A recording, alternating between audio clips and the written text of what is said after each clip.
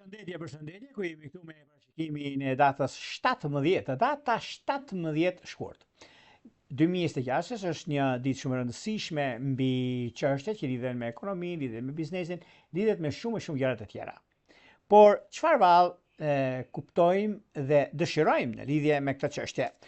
Kemi të bëjmë me një aktivitet planetar siç është eklipsi diellor, që është një hënë e re në ujor. Këndët kryesore që bën katërkëndshi me Uranin në lidhje me Marsin.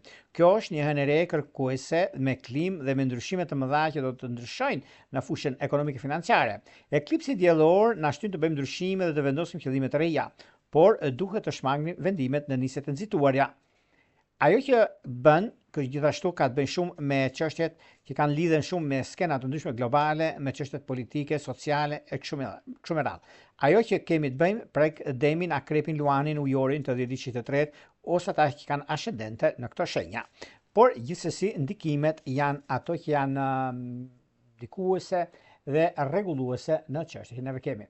Por le të hedhim një sy hartës astrologjike, çfarë ndodh dhe ku duhet bëjmë kujdes në këtë aspekt. Kemi të bëjmë me një ndikim shumë të mirë, pra ja ku kemi këtu hënën, ndikimin e hënës dhe planetet që kanë të bëjnë, por duke pasur parasysh edhe mundësitë që jepen në anën tjetër, ku kemi gjithmonë ndryshime të mëdha që vinë drejt takimeve dhe bisedimeve, por mos harrojmë sepse ana tjetër që ka të bëjnë në çështjet që kanë të bëjnë me ekonominë dhe pozicionimin e planeteve, na jep një mundësi shumë të mirë sepse duke pasur parasysh këndët që bëjnë planetet me një trekëndësh që lidhet shumë me anën jugore,